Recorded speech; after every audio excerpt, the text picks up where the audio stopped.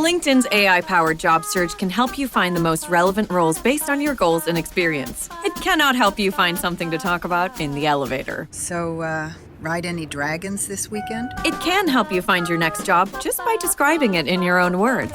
It cannot stop your coworker from describing their dreams. So I was flying, right? And while we can't help you advance in the office foosball tournament, LinkedIn can help you advance in your career. LinkedIn is the network that works for you. Zootopia 2 has come home to Disney+. Let's go! Get ready for a new case. We're gonna crack this case and prove we're the greatest partners of all time! New friends. You are... Gary the Snake. And your last name? The Snake. Dream Team. New habitats. Zootopia has a secret reptile population. You can watch the record-breaking phenomenon at home. You're clearly working at Zootopia 2, now available on Disney+, rated PG.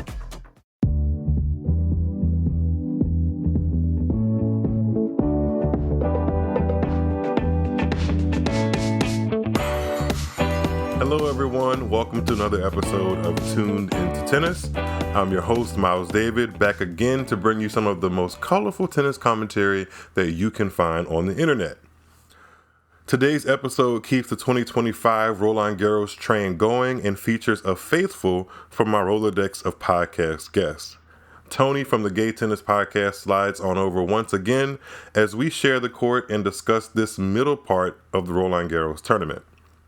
We cover third and fourth round matches, plus give some thoughts to quarterfinal matches we'd like to see, and some we don't.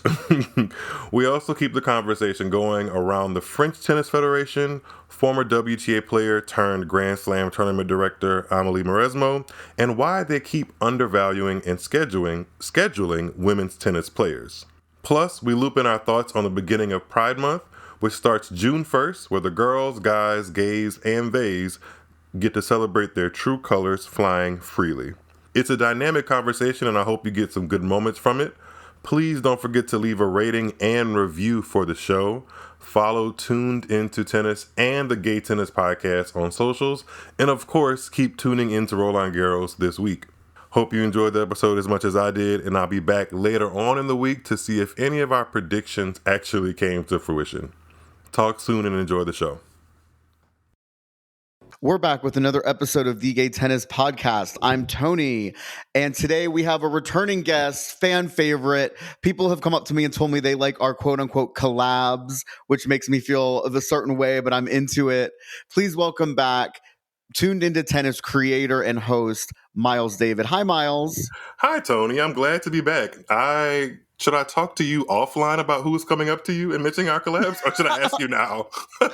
No, you can ask me right now. It was people, I actually had a few people come up to me at Roland Garros, which felt very cool, and I was shocked by. I met some fans, and everyone who I talked to was like really hot and fun, and I felt really good about that. But yeah, someone was going through the episodes, and one of them mentioned, "Oh, and I love your collabs with Myles." Oh. And I was like, "Oh my God, my collab." Okay, it is a collab. It is, but it just sounds funny to say it. It sounds, kind of highfalutin, which is fine. That's fine. We're impressive people. Listen, we can be highfalutin all month because it is June 1st. It is officially Pride Month. So happy Pride to you, Myles. Happy Pride. Women of the WTA decided to come out and celebrate Pride Month by absolutely destroying the ball and giving us all the good tennis today. So I spent my first day of Pride Month, laying on my bed and watching some amazing women's tennis, which is exactly what I wanted to be doing. Yeah, I watched some good women's tennis, some men's tennis, and the other things while I was laying in my bed. Okay. Listen, it is Pride Month. We can do whatever we want. Which, speaking of Pride Month and doing what you want, I feel like a lot of companies are obviously moving away from what they're calling their DEI initiatives and things like that. And so I have to say, I was excited when I got on Twitter today and noticed that the USTA did change their profile pictures to the rainbow logo. Mm-hmm. And I know that sometimes people roll their eyes at that. They don't like when corporations get involved in Pride. I got to say, I was really excited this year, especially to see it, especially because we never see it really on the ATP, any acknowledgement of Pride. The WTA, usually does, but with their rebrand, honey, and the way it was released, who knows if they even have a logo that they could put out there. But all I'm saying is I just wanted to give the USTA a shout because I know they have supported LGBT tennis groups, and I've worked with the USTA. Like, they've always been super supportive. So I was excited to see that they are still supporting our community during Pride. So thank you to them. Yeah, I did notice that. It's a great thing. I kind of feel in between two ways. It's a good thing that they did it like at the very beginning of the month, so like you could tell that it was something they were aware of. Right. But sometimes it can come off as just like a little gimmicky. But I'd rather there be space and representation any way you can kind of get it. So I'm fine with that. Go USTA. Exactly. Now, I was hoping to spend my first day of Pride by sitting back watching Elena Ostapenko beat Iga Swiatek for the 7th time in a row at Roland Garros. Although, given the way Ostapenko played the other day, I don't know, it might have been Iga's first win. We ended up getting Rybakina Swiatek early today. It was quite a match. I don't know if you saw any of it, but Rybakina started on fire, ripping winners and aces from all over the court. And then Iga was able to kind of get herself into the match and ended up winning 6-3, 7-5 after losing the first set 6-1. So Iga Swiatek back in the French Open quarters, Myles. What are you making of it? I'm trying to choose my words wisely. The tennis savant in me that is trying my best to be unbiased is a little shocked, actually, because she didn't show many signs of being able to kind of produce the tennis that she has been producing for these first 4 matches. So that is good, I think. See, I'm trying here. Not good. I was not rooting for her, in all honesty. But then, I'm not really Rybakina's number one fan either. But I do have to say, That's as far true. as I forget about this. I forget about that. Yeah. Oh, yeah. So this wasn't the Pride celebration it was for some of us today. For you, was it? I was more interested in the Sabalenka and Anisimova match. We'll get there. Yeah, for sure. But yeah, I mean, Rybakina showed form, and she had won Strasbourg the week before, and I started to almost think that maybe she's going to pull a 2021 Barbora Krejcikova and just do the Strasbourg and Roland Garros double. Oh, God, don't remind me. But that match, I guess we'll get onto this in due time, but that match should have been the primetime one because I think it's the one that kind of had the most palpable tension. It wasn't necessarily the most high quality match, but there was tension in that match for sure that I think would have worked in a primetime setting. And Iga showed why she's won the French Open 4 out of 5 years. So kudos to her. She really is special on Philippe Chatrier. She's special on all the clay court tournaments and all the clay surfaces, but specifically on Philippe Chatrier, there's something about the way that she's able to kind of like bully the ball and her opponents that I have a healthy amount of respect for because it's a top athlete in action, whether she's my fave or not. So. Yeah, I have so many responses to that. First of all, I think her kit, which almost looks kind of Pride themed in its colors, maybe pushed her over the edge today. You made a face. You don't agree. Let me tell you. I don't not agree with that. I just was wondering where you're going to take her wearing Pride things into. No, I was just going to say because I saw her first round match live and in person, and it was the day that I had that $800 ticket in the box seat. Ooh, and when she sat, that. Yeah. Yes, when she sat in her chair, we literally were eye level across each other on the court. And I just was, first of all, thinking like, oh my God, thank God we don't do video. And she randomly would have recognized me and known all the things that I've said.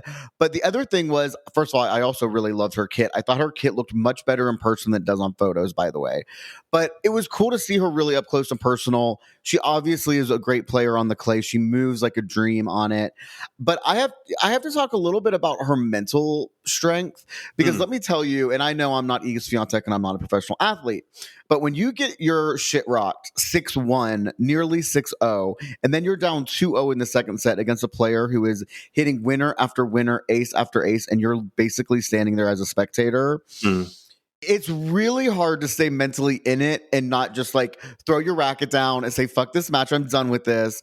And you know what I mean? And she hung in there and adjusted her, where she was standing and how she was playing. And I felt like actually Iga showed a lot of mental toughness, which I talk a lot about some of her other activities and how I feel a certain way when she's like yelling at her box. And sometimes I think she's mentally checked out of matches. Or doing She did shadow not show swings. that today. Yeah, the shadow swings, all of it, but today she just hung in there and really, was able to stick with Rybakina and ended up turning that match around. I thought it was a pretty big win. I'm now secretly hoping that her and Sabalenka play in the semis. We haven't seen them at Roland Garros, but I was intrigued by Iga. I'm with you. She's still not like my number one on my list, but I'm intrigued by her this tournament. If she was number one on my list, I kind of would love the fact that regardless of whatever is going on in her season, good, bad, or indifferent, she shows up to Roland Garros and is with it. You know who it reminds me of, right? Are you going to say Nadal? Yes, but my WTA brain is showing in this moment, and it reminds me of Venus Williams. How she wouldn't necessarily be irrelevant at the other slams and coming into Wimbledon, but if you knew she was ranked 23 or seeded 23 or 3, she was going to turn it around. And I see a little bit, not necessarily obviously in game style, but I see the level of comfort that Iga has on Philippe Chatrier.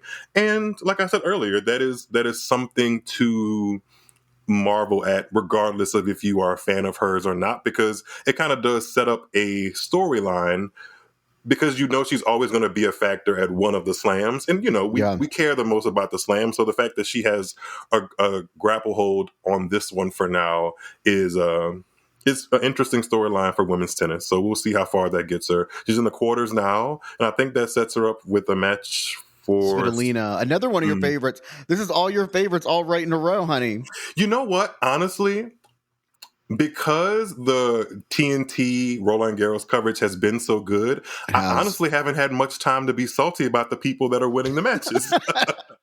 Wow, that says a lot. Yeah, it really does. Yeah, she plays Svitolina next, which Svitolina has beaten her at Wimbledon. I just feel like Svitolina has been scraping by in a lot of these matches. I saw her play, was it Bernarda Pera? And it was like 7-6, 7-6. And I kind of thought she was going to lose that match. I was like, oh, Lord, I don't know. But she, again, today saved 3 match points, beat Paolini, which, I saw some of it. By the time I turned it on, it was already the third set, and Svitolina was winning pretty easily. Paolini obviously was defending finalist points, made it to the 4th round. Did you see this match? Obviously, she had 3 match points. Sounds like she really should have won it. No, I was partying and bringing in June 1st, apparently. So a 4 a.m. wake up call for me is a touch too early. Yeah, they don't do the women any services by putting them first on Philippe Chatrier every single morning, even if the match is good or not. But and that's been a big talking point. Have you seen the clip of Amelie Mauresmo the other day going around? Lord, the best thing about that clip was her hair, because everything that came out of her mouth was awful. Her hair looked great. Her hair looked great. Her hair looks great. I love her fitted suit she's wearing. Yeah, I mean, just to explain to everybody, basically there have been many reporters who have been asking her about the scheduling and why the night session match is always a men's match and only one men's match, never a women's match, and then why they always put women on first on the big courts, essentially, right? And she basically said, I feel like I've heard her say this exact same thing before. She pretty much said, it's not a reflection. It's not like people take it the wrong way. It's about timing. And, we need the longer matches at the night session, things like that. I'm trying to do what she didn't do, which is try to find the way to navigate how I feel about this without just being like, we talked about it already. Right. I just don't think it's a good look. And I don't think that I think it's odd that she doesn't see that it's not a good look. Exactly. It would be different if she was never an actual member of the Women's Tennis Association, but she's not that far removed from seeing the huge differences in, let's narrow it down to something like equal pay. She played in an era where it wasn't equal pay at the 4 Grand Slams between men and women. And the whole reason that we know Amelie Mauresmo is because of the WTA. So you would actually think that with her as tournament director, women's tennis might get a slight edge. But it's the complete opposite. It's the complete opposite, and it's kind of mind-boggling. And it's even more frustrating that she doesn't even see the imagery and messaging that's sending across, because four matches, women's matches at prime time in 5 years is not a great look. And it really dwindles the flame of the other matches. Because I mean, in our time zone here in the US, the first match on Saturday is like 5 a.m. on the East Coast. Yeah. That's tough. Even damn early. Yeah, that's tough on any day of the week. If you can even say, I'll try to wake up early on Saturday. Hell no. No. I like Jasmine Paolini, but I don't know if I'm waking up at 5 a.m. No, it's 100% right. And that is what's so frustrating. I've experienced this like in corporate America, where you think sometimes like, oh my gosh, I have a woman boss, or there's a woman executive. I'm so excited. And sometimes it is really nice, and you get that great kind of relationship that you would expect, a woman to kind of understand, as she's kind of had to fight through the glass ceiling. But then there are sometimes where there are women in power like that who also, how do I want to say this? Like they almost have to, they cower to like the good old boys club too. And it's almost just like having another, they're so happy to be there. They need to stay there, and they kind of go along to get along, I guess is the best way to say it. And you would think that Amelie Mauresmo, it just would be nice if she would at least have like something, show some sort of change in her attitude toward it. Because, I heard I watched the video on Twitter, and it was like she almost seemed annoyed. Yep, exactly. And I'm like, you're annoyed that people are trying to show up more for women's tennis, and instead of just coming up with excuses, I just feel like there's just better ways to handle it. And I think that was the worst part. It's like she didn't have anything new to say. She didn't have any, she hasn't thought about this, or it doesn't appear that she's put any thought into this at all. And it's just frustrating. I mean, I was there, like I said, the day that I was all up close watching Iga. The best match I saw the whole day that day was the Badosa Osaka 3-set match. That easily could have been a night match and would have been such an entertaining place to be. I mean, I think that night it was Sinner, right? Which it's like, okay, fine. But I think there's just been such clear marquee matches that they could have put there. The other thing I want to say about when Amelie was there was when Amelie was playing, she was there with the likes of Venus and Serena and Maria Sharapova, and people who were bringing in more fans than the men, who were selling out night sessions, day sessions. So it's not like she didn't have any experience with superstar women athletes who were changing the game. Like, everyone knows that women's tennis in the early 2000s was doing as well, if not better, than the men's game. Yep. And why was that? Because they had star athletes who demanded the stage, who were being played at night sessions. Yep. And it just would have been really nice for her to acknowledge that. Yeah, I don't know how much advice or life lessons I'll be taking from Amelie Mauresmo, unless they have to do with conditioning her hair. Because conditioning women's tennis to be a bright and shining product that we know it is not something that she's great at. But if I ever grow locks of hair and need to be conference ready to show them off, then I guess I'll give her a call. Yeah. The hair condition, the fitted suits, she always looks on point.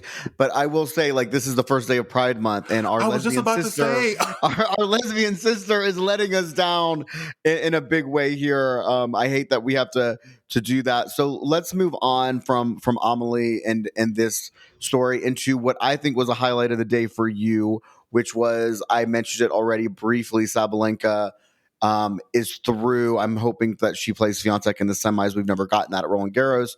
Talk to me about the Anisimova Sabalenka 4th round today. That was a hell of a match. I was quite happy that it even got there. Because, I mean, Anisimova hasn't, to say that she's 1 on 1,000 just a couple months ago, the slams is not actually where we've seen her name deep into the tournament, which is funny because I kind of associate her with the opposite. She made the semifinals in Roland Garros back in 2019. She's made some other deep runs-ish at slams. I think she has a quarter at Wimbledon. But the slams is not where she showcased her best stuff. And even though she lost this match against Sabalenka, she shouldn't really have much shame because, one, Sabalenka has been absolutely crushing everybody in front of her. And she's the person that has pushed Sabalenka the most. And it was a pretty entertaining match. And, I'm partial. I like the girls that rip the ball. That was a lot of that happening. I don't really need. Granted, I'll say this: I love if you're able to go from tram line to tram line and just kill it with your legs. But I like a girl that can stand there and hit the ball and whack it and make the other person run. And both of them were trying to do that in some kind of capacity with each other. Just as Sabalenka is far more seasoned at doing that, especially this season, than Anisimova. But it was a good women's fourth round match for sure. Yeah, I absolutely loved it. I mean, the only people who are killing me with their legs these days are Lorenzo Musetti and Holger Rune, who just finished. But that match, I agree. I was sitting back and I just was watching the ball striking, the winners. I even loved the grunts. I'm like, I got so into that match. I agree. Anisimova just keeping it that close for so long.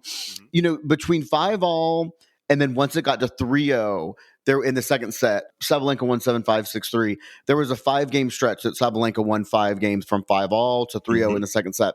Besides those 5 games where Anisimova just kind of got outplayed and Sabalenka was serving so well today, but it was a very tight match and was really close. So I think Anisimova can really take a lot from that performance and how she held up against Sabalenka, because like you said, Sabalenka's just been destroying people. Like, what a confident number one.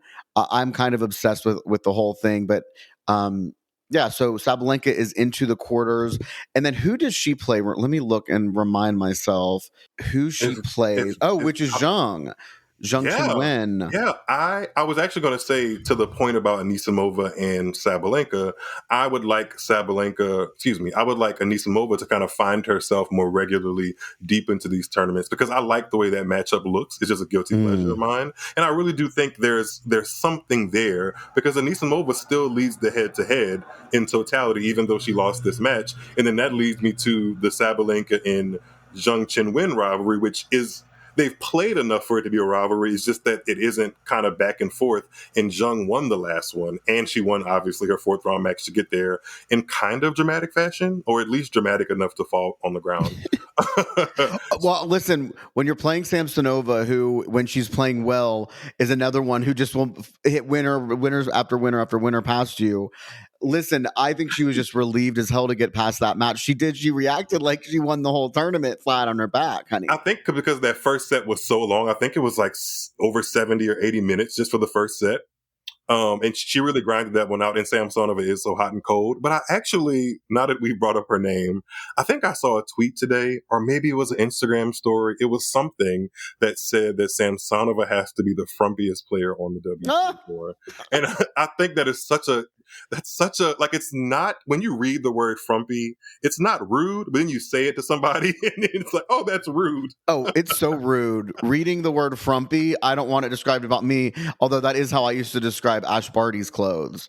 I felt like Ash Barty always looked frumpy out there with those, they'd always put her in a skirt down past her knees. I'm like, Lord, give the girl a break. You know what's funny? Speaking of Ash Barty, as we sit here on the opening day of Pride, I would have thought we'd be celebrating her, but she has 2 kids. So, you know.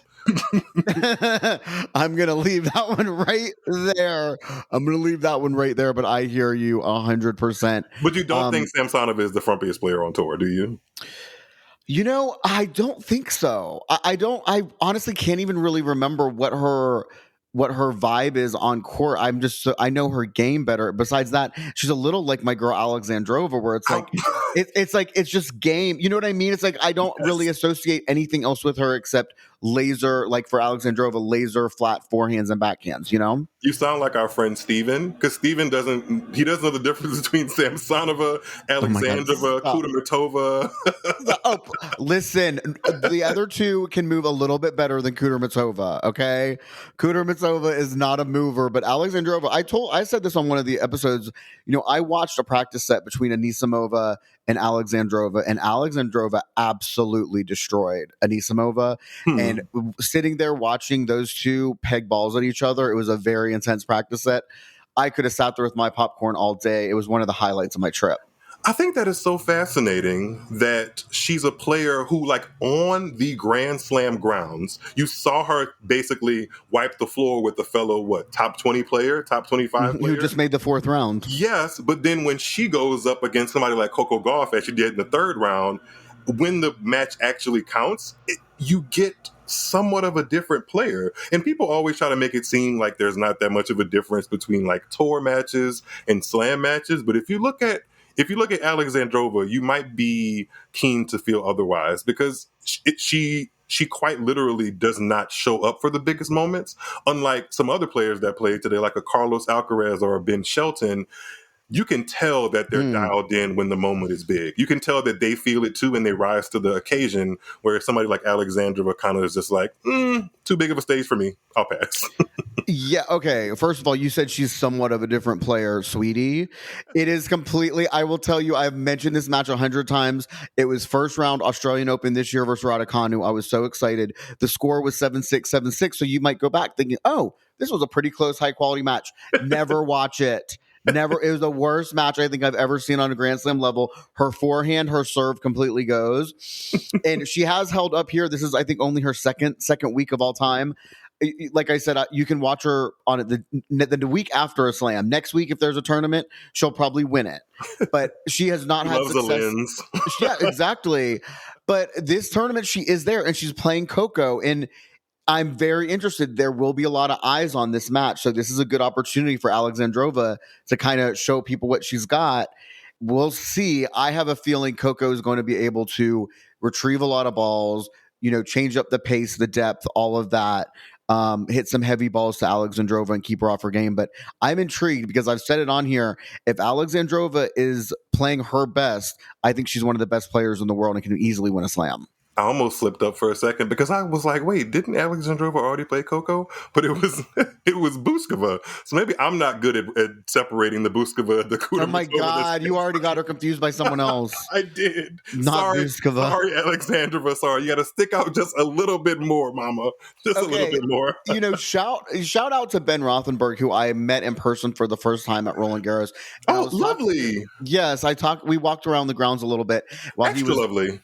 Yeah, it was nice. And I was asking him all about Alexandrova, and he kind of was laughing and kind of gave me the vibe of like, I've never had anyone ask me questions like this about Alexandrova. But so I'm like, I'm over here trying to dig out the story. I welcome her on the podcast. I still want to be a traveling tour member of her team. But you mentioned Ben Shelton, Alcaraz. If you could give Alexandrova just one drop of the charisma and energy that those two bring to a match, she'd be number one in the world, flying colors. She wouldn't need me. I think you should clip this up and send it to her, because evidently when you and I talk, Alexandrova comes up a lot. Yeah. And she's in the fourth round of a major. So, I mean, if it wasn't Coco Gauff that was her opponent, I'd be wishing her luck. But I cannot say that I am doing that in full force. I do want to see the matchup. I think it'll be a good test for Coco. We'll see. I mean, it's just because we have so much evidence that we just talked about of her not liking the big stage. And it's not that much bigger stages or not that many more big stages than Philippe Chatrier in the fourth round of a Grand Slam. But it may be because it's at 11 a.m. and maybe nobody will be there. I don't know. Is it the 11 a.m. match tomorrow? I'm pretty sure it's the first slot. Of course. Yeah, of course it is. Okay, interesting, which is funny because it is a match that I think a lot of Americans, at least, would somewhat be interested in watching, even if it's a Monday morning. That alarm, baby boy.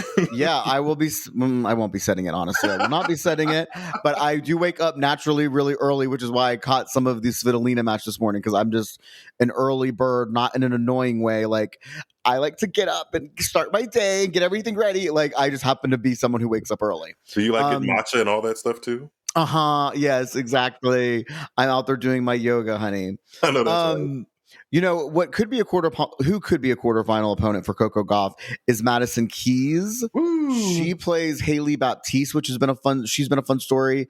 Madison Keys, I have to say, when this tournament started, if you listen to our preview, I told David Kane I wouldn't be that surprised if Madison Keys has a deep run or wins this tournament, pulls the Jennifer Capriati, because we know how she is at slams. We know she shows up for Roland Garros. He literally laughed and called it quote unquote comedy.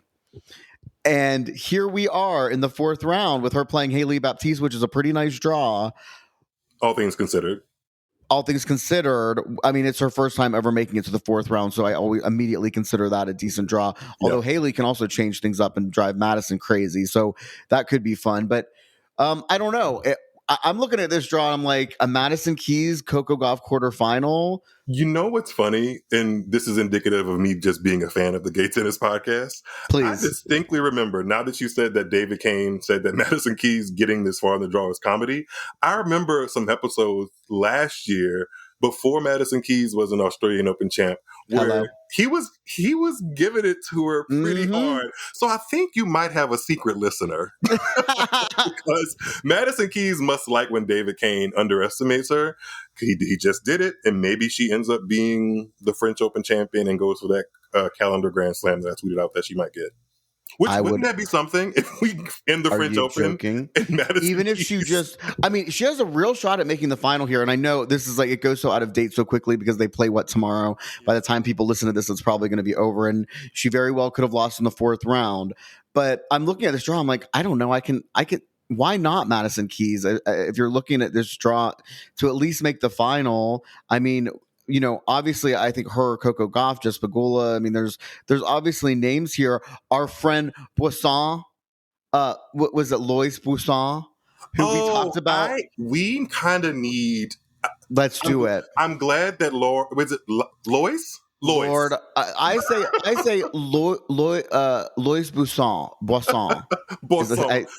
I'm glad that she's making a name for herself outside of the girl that was told to wear deodorant, because I would not want that to be my moniker. It would actually make me want to hurt. Well, I shouldn't say hurt. It would make me very angry with Harriet Dart every time somebody was like, "Aren't you the girl that was stinky on the court?" But if she's smart, she better call up Dove again and be like, "Hey, this is what success smells like." Right. I'm keeping it going. So good for her. Exactly. Listen, they gave her at least some sort of little sponsorship deal back when that situation happened. But if you don't remember, I'm going to say Boisson. I'm going to call her that because I think I'm more confident in that pronunciation. Like croissant, but with a bois. Yeah, hello. Oh my gosh. One might taste better than the other. I don't know. If you know, let us know. But anyways, she is ranked at least she was ranked around 300. She beat Harriet Dart earlier on in the clay court season. Harriet complains to the umpire, that she is stinky. And, she says she really smells. And anyway, you can find that video on our Instagram. But I did kind of think that was going to be the last we hear about her for quite a while. Mm-hmm. And now here she is in the fourth round at her home country slam. And where is Harriet Dart? And where is Harriet Dart? Literally, isn't she back in Poland already? I mean, yeah, Harriet Dart is nowhere to be seen, honey. She lost in qualies. Thanks for coming. Womp womp. But listen, fourth round, she will take that money. She'll take those ranking points. I'm into it. I haven't watched a ton of her matches, if I'm being honest, and I have a feeling, that Jess Pegula is going to be a little too tough for her. But listen, fourth round prize money ain't no joke. Okay? It really isn't. It's a career defining moment for her, and I don't think she's like in her early 20s to kind of make something of this momentum that she's built for herself. I actually did watch a little bit of her match against another French woman, Giacomo. And that was in the third round. Giacomo was a woman that took out Maria Sakkari in the first round, believe it or not. Isn't that shocking? Wow, usually those players don't make it much farther than that first round win. Oh my God. It's too easy. It's like not even fun to poke fun at Sakkari anymore. It's just it's getting a little sad, but I mean, hey, whatever. The low hanging fruit, it's there. Well, if you like Sakkari, you actually might like Boisson because they have arms in common. Boisson is ripped. So true. And I noticed that again when I watched her play at Court Simone Mathieu, which I would love to hear you let me know about, because that court, for it to be Giacomo, who I don't really know much of, and Boisson in a third round match of a major, there wasn't a seat that I saw empty in Court Simone Mathieu. So that shows that there really is crowd support and interest, even if it is two women playing. So I thought that was a really nice note. Maybe you should have sent that over to Amelie Mauresmo. But here's the thing. I will say the French support their own more than any other country or team I've ever seen. Like at the U.S. Open, yes, you'll get some American support, but I was watching Mpeshi Perricard. What was her name? Was it Destiny? I'm sorry, I'm blanking on her name. But it was Giovanni's younger sister. And it was Daphne. I think it's Daphne. Daphne, thank you. Lovely name. Look at that. Such a good name. Yeah. She was playing Daria Seville in qualifying, and she was losing. It was not close. I think it was like 5-0 in the second set, and they were chanting Daphne's name during the changeover. So the French crowd do love their own. I'll tell you, Simone Mathieu is so far away. It's like it is so tucked away and so on its own that I literally didn't even see it for the first couple days I was there. Isn't it kind of like court 17 at the U.S. Open? It's kind of like tucked in I would its say own it's corner. even further. It's even further than that. Like it literally feels like it's in its own separate area. But once you get over there, it really is kind of cool. It's almost kind of greenhouse vibey. There's like plants and stuff everywhere. Really cool. I watched Tommy Paul's first round against Mahler there. Mahler is a really interesting, fun, young guy coming up with a hell of a backhand and a hell of a forehand too. Although the technique is a whole thing, but a really beautiful game. I enjoyed watching the hell out of him. And Tommy Paul played golf school of tennis. Yeah, literally. So we'll see if they have the same struggles. But yeah, his backhand is like a slingshot, amazing. So yeah, it's a really cool court. I would say it's one of the most, I guess unique and just intimate, but larger courts. I loved it. And but it's weird. It's like off on its own thing. And it rained the day I went, so a lot of people left. So I got like a ton of space. Nothing like watching tennis with a little bit of space around you. Yeah, we can kind of stretch out and get comfortable. I love that for you. I'm glad that you were able to get that experience, because I would, and I think I still would say that of the 4 Grand Slams, the French Open is the one that I'm not clamoring to go to. Yeah. But bit by bit, in this past week has definitely helped the cause. I'm like, you know what? Maybe I do want to go to Roland Garros and flex a little bit like Sloane Stephens is doing all across Instagram. I don't have the jewelry yet, but I think it makes for a lovely backdrop. Obviously, it's Paris, but the tennis is quite from looking at people tagging Paris and being fortunate enough to know people that went this year. It gets good vibes. There are things I don't like about it. Obviously, we've spoken about them, but just being there, it seems very picturesque. Like you can have a good vibe at Roland Garros, and I like to see that and hear it. Yeah, Miles, what I would say is like the clay at Roland Garros is a lot prettier and nicer in person You did say than it is on TV. Yeah. I liked it. Now, there's a lot of downsides to Roland Garros, so I still would say like Wimbledon is a must do. I think all 4 are important to go to if you're like a diehard tennis person. Just why not? And Paris, there was nothing like walking around the streets of Paris and even around the neighborhood around Roland Garros. But there are some like, it's real tight in some of those courts. It is a complete disaster. Like I think I mentioned on here already, like the security is questionable, at least when I was there. So I do think you'll find things if you're not in. I don't know what you think about cigarette smoking, but I saw more ashtrays than trash cans. It was unbelievable. Groups of people were just smoking right outside courts. I don't mind people smoking, but the cigarette specifically, what they smoke is a problem because it was wild to get whiffs of cigarette smoke while you're waiting in line to go watch Danielle Collins play tennis is something else. Was there air conditioning at some of these spaces? This is mostly outdoors, so no, not really. Did your hotel have air conditioning? My hotel did have air conditioning, but they controlled it from. Well, but here's the thing: they controlled it from the desk. Absolutely not. To have them turn it down, so I had to request that they turn it down, or up, or adjust it, or whatever. And that, for a sweaty girl like myself, especially after a long day of tennis. I had to put in a few requests. Let's put it that way. Like New York said, you're clicking, but you're clicking down.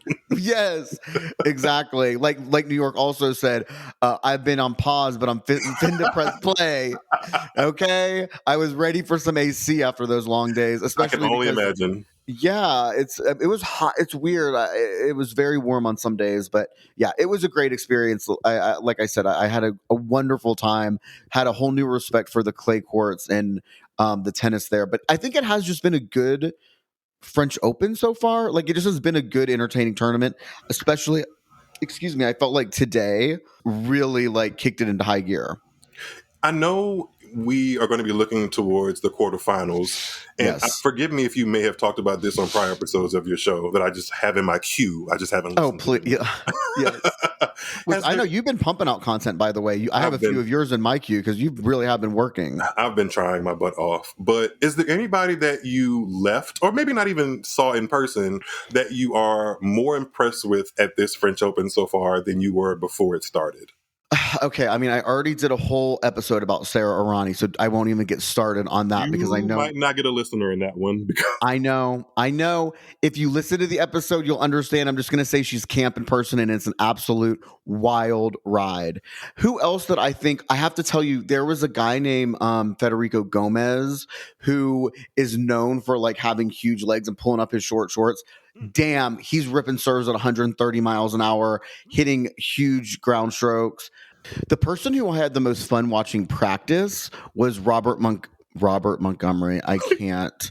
Was Robin Montgomery. Robin Montgomery up close, sitting there practicing. She was practicing with Maya Joint. Baby. Also a good name. Yeah. Also a good name, but Robin was crushing the ball. In fact, I really thought she was going to have a breakout run. I'm like, oh my gosh, she's playing so well. She ended up losing. I think Haley Baptiste took that run that she was supposed to be having. And they're friends. Robin, yeah, they are. And Robin Montgomery in person, I was really, really impressed with. And I'm much more excited to kind of follow her rise and what's going on with Robin Montgomery now after seeing her in person. I'm glad you said that because I actually watched a good chunk of her match at Miami, and I can't say that I felt the same way. It's not that I left. I mean, not in a bad way, but that I don't think that particular match on that day is something I would want to like put in her showcase of Robin Montgomery House of Highlights. Okay, but I do still see that there's a lot there, and she took a loss to I think Jessica Butas Minero, and like Sloan says, if they have three names on clay, you gotta beware. Yeah, and it was very close. She had a big lead in the third set in that match. I think 4-1. But I think she's 21. So it'll come for her, I think. By the way, just quickly before we move on to the men, let's talk. You've mentioned Sloan a few times. No one's looked better, I don't think, than the way Sloan has looked on this coverage. I am obsessed. They are crushing it. Her and Venus, they look good. They sound good. She told TNT, "Oh, y'all want me here for 12-hour days for 2 weeks? Perfect. I will show you diamonds. I will show you watches and pearls and everything that you need." And I'm really here for it. Now, every time I mention her, I do get a text message or a DM that's like, "Why isn't she playing?" And I'm like, well, one, she did say she had like a little injury on her foot. And two, if this is her way of like #evolving, like Serena said she was doing, not retiring, I'm all for it. I think she is a personality, a face, an energy that the camera likes. And I think that tennis fans would really, really gravitate towards. I am. But I always have had a soft spot for Sloan. Now, even like she said, she would come onto the court with no energy. But that was so funny. She admits it. I mean, knowing yourself is important. But her energy when she's talking about tennis and presenting is totally infectious. And I'm so glad that TNT has swept her up. So happy. That's somebody I'm impressed with that I wasn't necessarily thinking of before Roland Garros. So that's, if I could answer my own question, I would say Sloan. But speaking of men, I know you mentioned some men. Yeah. They played today too, and they have not dropped a set all tournament, knock on wood. Frances Tiafoe. Oh, yes. I am quite shocked. Quite shocked. Pleasantly shocked. And this is not to like throw Francis under the bus. He's actually one of the last players I want to do that because I like Francis. I appreciate that he's always like a talking point amongst people that I talk tennis with. He's one of those players that has that cut through to other sports and just other genres of life. But Lord, when I tell you I wasn't expecting him to be in the quarterfinals. No. I just wasn't ready for that. Well, let me tell you, you know how I said I liked Iga's kit, but on the clay, it doesn't look right. It's like it's in the wrong place. Let me tell you, Frances Tiafoe's kit looks great. That blue, I'm like, he's never looked better. Well, maybe he has looked better. He's had some good kits. But this is great, a great kit on the clay. He's in the quarters. And here's the thing. He's had a really nice draw. But it's also like you have to beat the players in front of you, and that's not always easy if you're not playing well. So for him to get this many wins in a row and be in the quarterfinals is huge. So I mean, basically, Francis, he's had a nice draw, but you have to beat the players in front of you, and he had to beat what 4 players to get himself to the quarterfinals, which is where he is, heading into the next couple of days. Yeah, I am thrown off because when I made my preview pod, I know he had Roman Safulin first round, and unfortunately, I can count on less than 2 hands how many times I've watched Roman Safulin. So I kind of just figured Roman Safulin would be a decent enough clay court player over 5 sets, especially to like get Francis out of there, especially if it was tight, because I just did not see it being 3 sets across the board for Francis, and lo and behold, it's been 3 sets across the board for all of his matches. He hasn't dropped one. That's the part that's really something for me. It's been different as opposed to like his compatriot Tommy Paul, who's been dropping sets left and right. Ooh, yes. I mean, his 4th round match against Alexei Popyrin was straight sets, but the 2 before that were absolute just, not clown shows, but they were up and down. Whereas Francis is actually the one that you would kind of expect to be a little bit more up and down, especially on this surface. I mean, I saw him play at Houston, and he was dropping sets to people in Houston. I like I said, I never want to underestimate Francis Tiafoe because I really, really respect his athleticism and how he's able to kind of make a playground his own and make his own playground on a tennis court. I just was not expecting him to be a quarterfinalist and come in not dropping a set. I think my mind is still wrapping itself around that, and do so in a lovely blue. Exactly. I'm sorry, but it is to not drop a set. That is he one? He has to be one of the only people who hasn't dropped a set. Maybe even Carlos Alcaraz has dropped sets. I was going to say, and Musetti's dropped like a set in every match. I don't think Sinner's dropped Sinner. A set. I know, of course. I'm like, I haven't followed Sinner close enough. Of course, I'm never that close with Sinner, but I don't think he's lost a set either. In fact, I know he absolutely destroyed Lehechka in the last round. So yeah. He did have that moment against Lehechka. Have you know that trend on like TikTok and Instagram where they're like, he was a fairy? Have you seen that? Yes, I did see that where he's like leaning around the net, kind of. Yes, he had that moment, and I kind of clipped it up. But of course, the French Tennis Federation snatched it down for breach of content or whatever their excuse was. But it was a fun moment. Okay, can we talk about something real quick?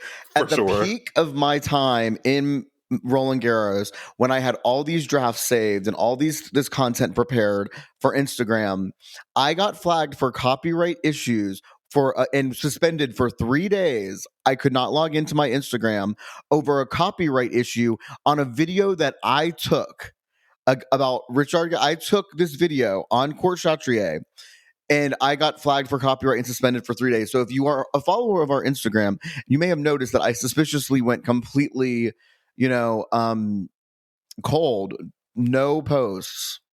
That's why I was suspended. They should do something about that. Well, and I didn't even know what to do because I'm like, there's no place for me really to like complain or give feedback.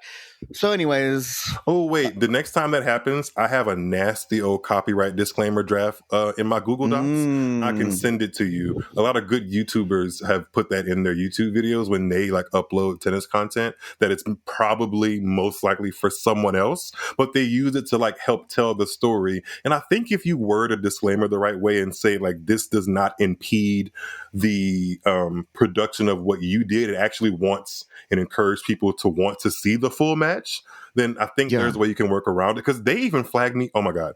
They flagged me. I got like a mini flag or something like that for sharing a reel that they had already shared. I didn't re-download it. I just literally reposted it on my story, and it was like, this is blocked in Russia or Belarus or something. Oh, maybe they have an issue with Russians in Belarus. Well, all I know is, but the thing is, I took the video with my own phone. I was there. Insane. Yeah, it's insane. I'm like, whatever. Either way, so. But they're bad with that in particular. They are, but anyways, I cut you off about that. But yeah, that is, I've had that experience too. It's annoying. Anyway, yes, he's a fairy and living and flying into week 2, I guess. And he plays. Who does Sinner play next?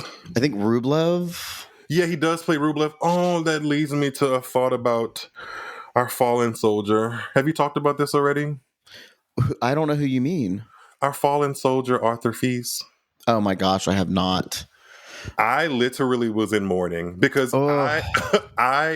backstory, Arthur Fils, unfortunately, I talked him up so much in prior episodes because he really was impressive. Leading in the first two matches, especially that second round match against Jaume Munar, incredible.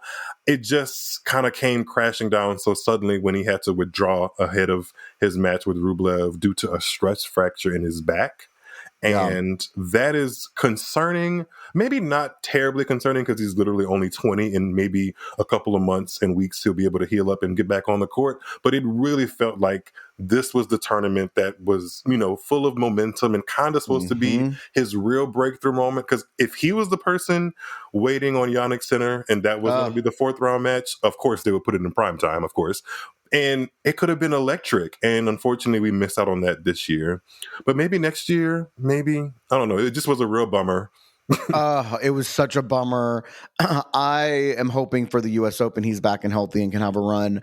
I'm dying for an Arthur Fee semifinal or even, slam win. He has the game. He has everything to be such a huge star. But I will tell you, he may not have won the tournament, but he did win our Instagram. He won highlights. Everybody's Instagram. I mean, people could not stop liking the stories I posted about Arthur Fils. So listen, congratulations to him for all that he has won despite his loss, and we hope he heals up quickly. Yes, at least we know his abs will always be intact. Good Lord. We don't know. I thought that back issues usually happen to people like me who don't have strong cores. I thought when you have a strong core, your back stays good. But I don't know what the heck happened. He's been playing too much tennis. And it's so sad because it was such an electric win he had. Like that win was so good and everyone was all in. And then just like, it's all for nothing. The gag about that match is actually his opponent, Jaume Munar, got into the press and said that he wasn't really buying it, that Arthur was injured enough to have to go off court and receive medical, assistance. And then 2 days later, he's pulled out of the tournament because of a stress fracture in his back. So that did not age. It actually aged worse than some old oat milk. So that's right. Well, and like that's such a dick thing to say. And he said he thought it was cramps. Yeah. And it's also like a stress fracture is a pretty serious injury. It like took a bunch of our girls out. Yeah, I mean, I know like Dinara Safina had issues with stress fractures in her back. Annette Kontaveit just recently retired with like a back issue. Remember Tatiana Golovin? Some throwback name. Oh yes. It sounds WTA specific, but like it can affect anybody. But hopefully, fingers crossed, he is back in action sooner rather than later. Because I think the ATP needs and loves his energy. It's something out there for sure. Oh yeah, it's a flavor that really helps season the pot, I guess is the best way to put it. That's a good one. That's a good one. Thank you. You're welcome. Does Rublev flavor the pot? Oh, you know that picture of like the white chicken with the white rice that you sometimes see posted online when there's no sauce, bland as can be, like something made in England or something. Ooh, yeah, sorry.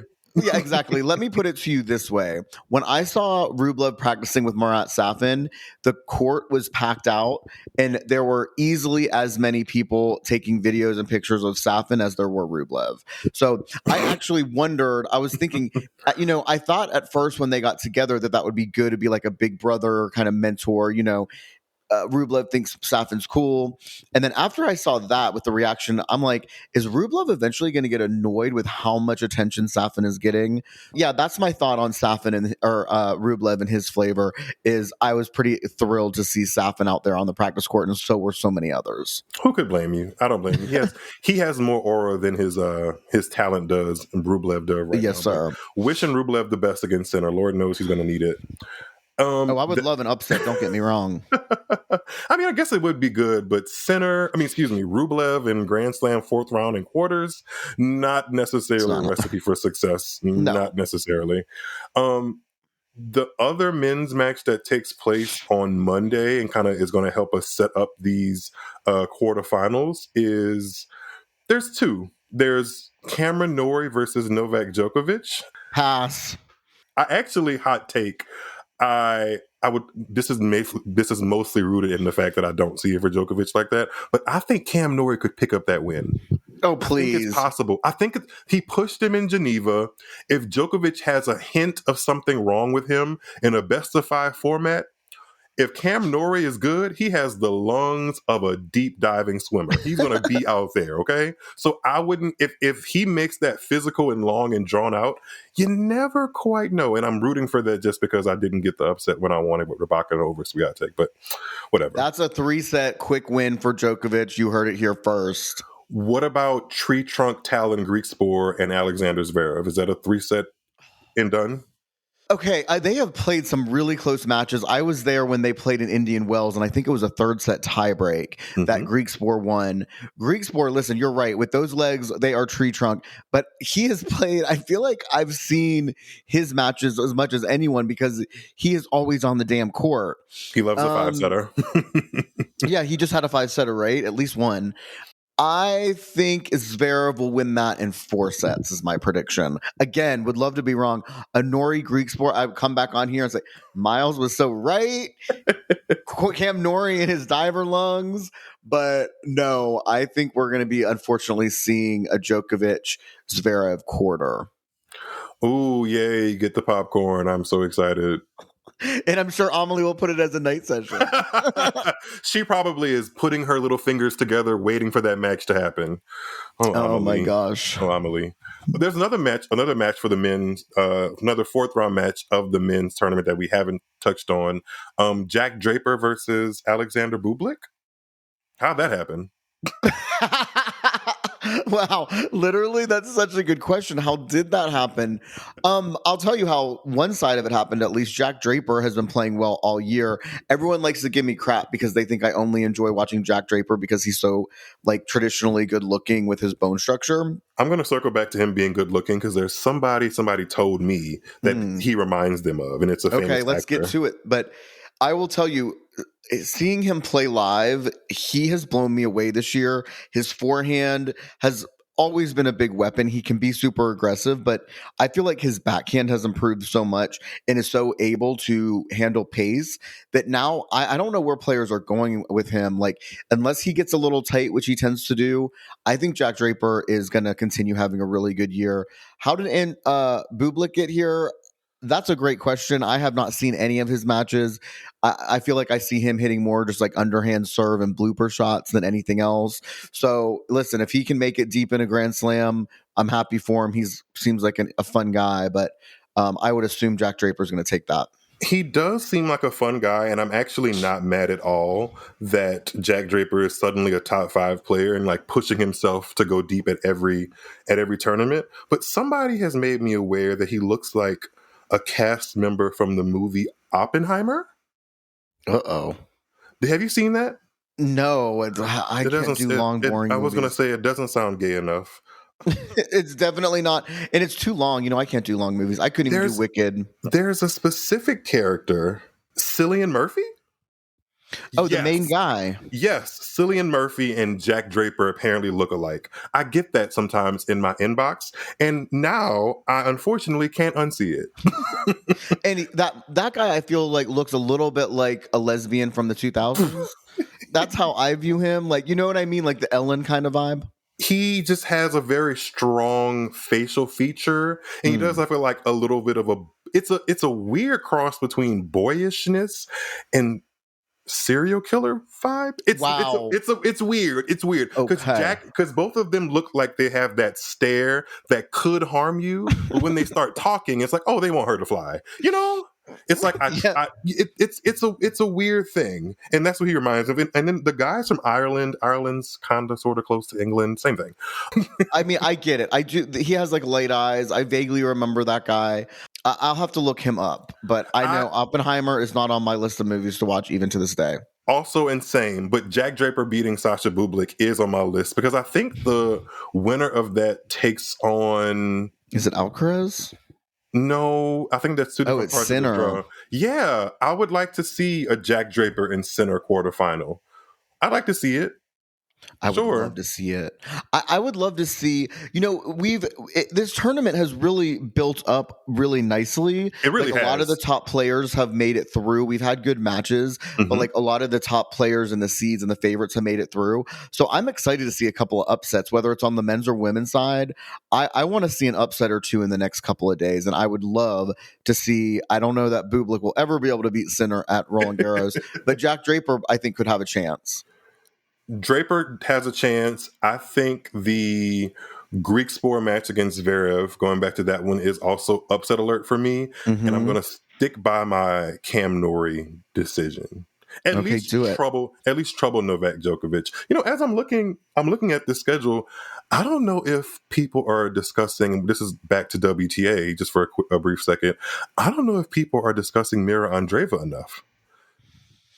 I'm probably not. Yeah, I've only seen very small bits and pieces of her, not even her matches, just her at Roland Garros. And she plays our LGBT queen, emphasis on the B, Daria Kasatkina. She plays her next. And Mira Andreeva made the semis here last year. She's playing well. And that could be something. I don't think it's nothing. It could be something. Listen, it's Pride Month. I will be cheering for Kasatkina, especially because I also met her at Roland Garros. Oh, yay. If you didn't see my selfie, she was super cute and nice in person, taking pictures with all the fans, including my annoying ass. And so I will be cheering for her. She had a good win over Badosa, who I think was injured, but I didn't see much of it. But I think you're right. Actually, that sounds like a real fun match. I think Andreeva is probably the favorite. For sure. I wonder if she's getting that first court spot a lot, because you're right. I haven't seen Andreeva. I don't think I've seen her at all this tournament.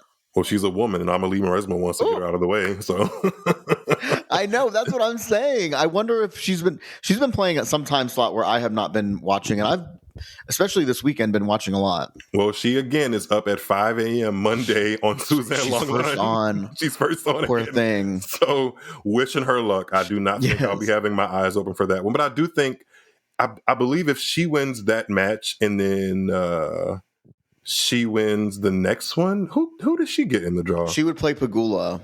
Okay, yeah. Give me a Pegula and Andreeva quarterfinal. That's cool. Yeah. These matches are shaping up. That's what I'm saying. Like, these are good. This slam is holding up, and maybe that's why you're warming to the Roland Garros a little bit, because this tournament has been pretty good and setting itself up to have a great second week. I am warming up to it, but I can't say that I am upset that I see the final Sunday in distance. Yes. Because, me and Clay are not bosom buddies, but no. You're not wrong. This French Open 2025 is shaping up to be a good one, and I hope we have some real barn burners in these last fourth round matches and the quarterfinal match, so on and so on. Because I think the tournament deserves it. I go back to like the TNT coverage, and I actually want to ask you, the TNT coverage has been so good, as well as some other outlets that have really kind of pushed the narrative forward, like Bleacher Report, House of Highlights, doing the social thing. Has there been any moment, like since you've been back home from Paris, or maybe there on the grounds as far as broadcasting, that made you go, oh, I didn't think about this that way, or something like that from the broadcasting perspective? Yeah, I think they did a really good job with the Haley Baptiste interview. They got some really good quotes from her. It was, I will say, Sam Querrey, Coco Vandeweghe were the two main people asking her questions. And honestly, they did a great job. Haley Baptiste seemed so cool, so fun. Like, I really liked her answers. She was kind of joking about like, yeah, I can play Madison Keys because, listen, there's no such thing as friends on the court. Like, on the court, we want to beat everybody. I loved that moment. And then in terms of commentary, I just feel like Lindsay Davenport has gotten a lot of big matches, and it's been really nice to see. I love Lindsay's commentary, and I liked her as a player. So I've really enjoyed her as well. And then you already talked a lot about Sloane. I could watch and listen to Sloane do anything. I find her just infectious and good energy. It's funny you said Lindsay then Sloane. I have a deep respect for Lindsay on the court and off the court, but I love the fact that I already know like the Lindsay Davenport uniform. I know that she's going to be there with a really nice bob and a floral kind of chiffon drifty dress and do her big ones. I love that. I know what I'm going to get from Lizzie Davenport, and it's always good. Whereas like Sloane, you really never know what she's going to pop out with as far as outfits and jewelry, and you get like some effervescent, bubbly courtside coverage. So both of them get an A+ for me, for sure. Yeah, it's hard to compete with Sloane Stephens and her Instagram game and her fashion sense. Well, Chris Eubanks has a special place. Never mind. Listen, he's an Atlanta boy, so I fully support that. Good on him, Chris. He's really good at it too. Like my bias aside, he's really, really good at it. There was something else I wanted to mention. I think I forgot. I haven't seen as much of Venus, I must say. One of my suggestions for TNT is more Venus. I saw that clip of hers, which I shared a reel of yours, I think you made about it. She was on there with Sloane and Coco and a few others. You know, I've seen Venus a little bit, but I haven't seen her enough. More Venus would be my other suggestion. More Venus, more of everything. TNT has this for the next 10 years. Good on them. I think they're doing a really great job. I think same. I can't believe I'm warming up to the French Open. Myles, hey, listen, now also, you know, you've been saying it more than anyone that we need new voices in tennis. And, you know, you and I both would love to be some of those voices. But doesn't it feel like TNT is bringing kind of a fresher, new vibe? Yes, you still have to deal with the McEnroe sometimes. You know, yes, you throw in a Caroline Wozniacki, which, you know, isn't for me. I forgot that she's your antichrist. Yes. Sorry. You know, I was watching it. It with someone and he was like, who is that? I'm like, oh, it's Caroline Wozniacki. She's my antichrist. And he was like, okay, she doesn't seem like that difficult to understand. I'm like, just shut up. There's just something about her. But no, but I do think there's it is a different vibe. I don't know if it's just that if it's the production team or it is Sloane there and who else, you know, maybe some of the other people, but there is a different vibe and it feels a little fresher, which is a nice feeling. Well, yeah, it is fresh because most of the people that are talking to us on the screen were born in the 80s and 90s. Hello. Not the 50s and 60s. No shade, not trying to be ageist, but I mean, they know what it feels like to hit with a polyester string and a semi-western grip because they did it. And I tweeted this. I'm not quite sure. I would love to be wrong because I don't say this to be negative or like just rude to other people's coverage, but I don't know if I'm going to be feeling the same vibes during Wimbledon coverage. You know, that's true. It just hasn't fit the sweet spot that TNT has kind of carved out for itself so nicely. So that's been my biggest takeaway from this tournament, I think, so far. Yeah. Oh, I hear you. And Andre Agassi, if you're listening to this, Andre Agassi, you've been wondering where his voice has been in tennis. He's going to be on, I think, starting Thursday, like going into the semifinal weekend and final weekend. So that'll be something else, a different like flavor in the pot, like you said, to kind of look forward to for this French Open coverage. Again, the French Open. I thought Australia was pretty good, but this French is turning out to be pretty. I say all of this and watch Djokovic win the whole thing. Shut up, please! Don't even put it out there. You have him losing to Cam Norrie, so you're right. About that. But our savior, Cam Norrie is coming. Listen, I'm just glad they got Agassi off the pickleball court. If I had to see that pickleball commercial one more damn time, so I'm happy to welcome him back onto TNT. Anyways, Myles, go.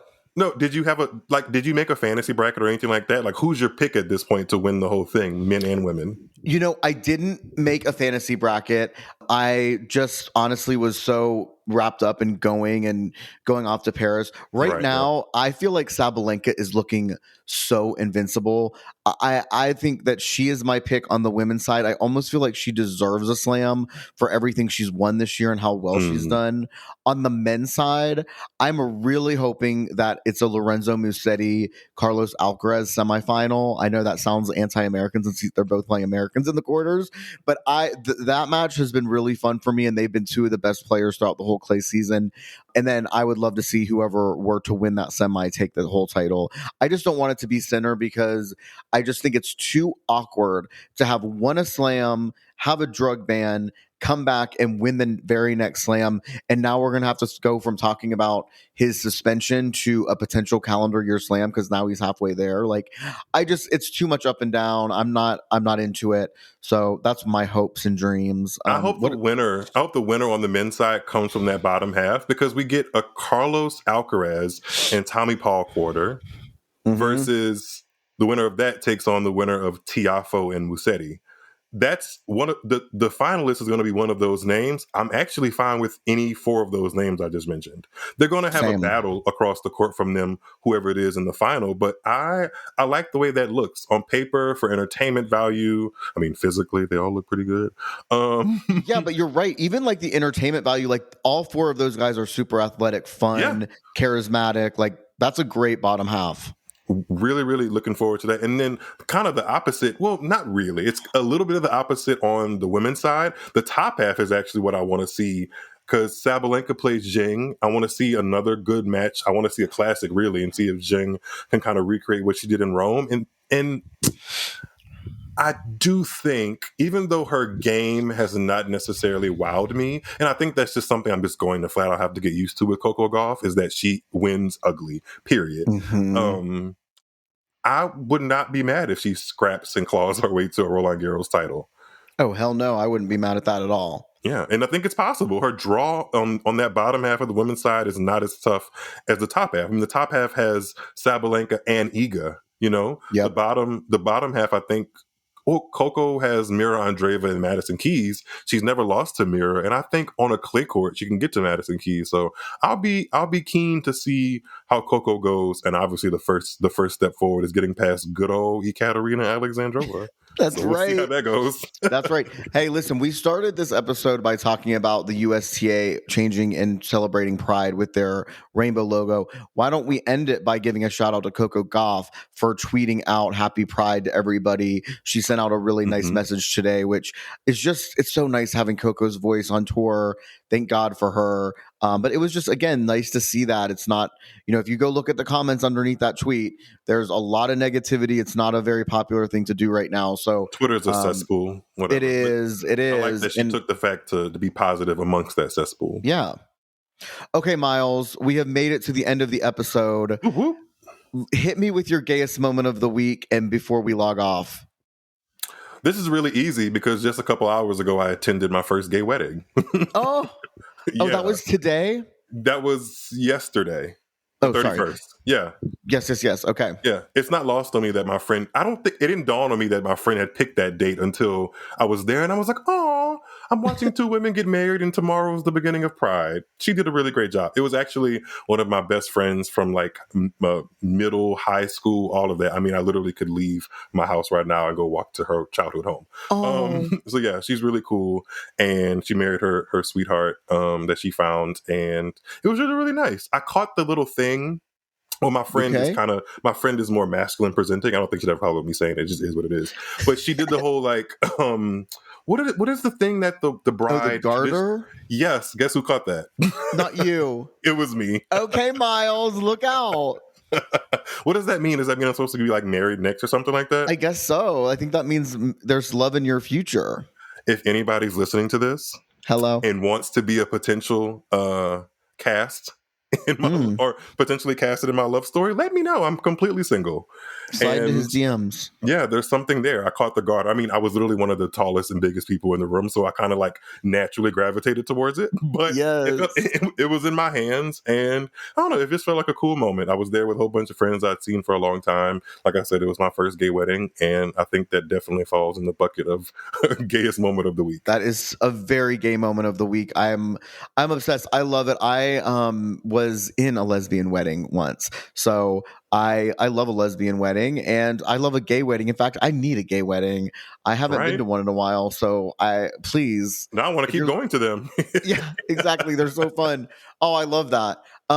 My gayest moment of the week, I will say, was just that I was just on a short, I guess trip is the best way to put it, celebrating a friend's birthday. It was just so fun to kind of get a couple of my closest gay friends, 4 of us together for the weekend, and we had the most fun time. There's nothing like getting with like your good Judies from back in the day who you've known for like 10 plus years and just laugh and act stupid and drink. I am exhausted, but we had the best time. So I'm really grateful for them and for the time I got. But Myles, before we hop off, your love interests who may want to DM you, remind them where they can find you online, your handle, your podcast, whether they want to slide into your DMs or listen to all of the awesome content you've put out that I need to listen to this week as well. Where can the people find you? Yes, I have the Gay Tennis Podcast queued episodes to do some diving into deep as well. But if you want to dive into my DMs, the name is Myles David, and my handle across all things is Tuned Into Tennis. I love talking tennis and things that coincide with tennis. Whenever those lanes merge between pop culture and tennis, you can usually find me there talking about it and tuning into the rest of this French Open. And I've been happy to talk about it with you, Tony. That's where you can find me, and I've enjoyed chatting. I have too. It's good to see your face again. Nice to hear your insights. And yes, go ahead, follow him at Tuned Into Tennis, listen to his podcast. And for more from us, you can follow along on Instagram or Twitter at The Gay Tennis Pod. Thanks so much for listening. Bye, guys.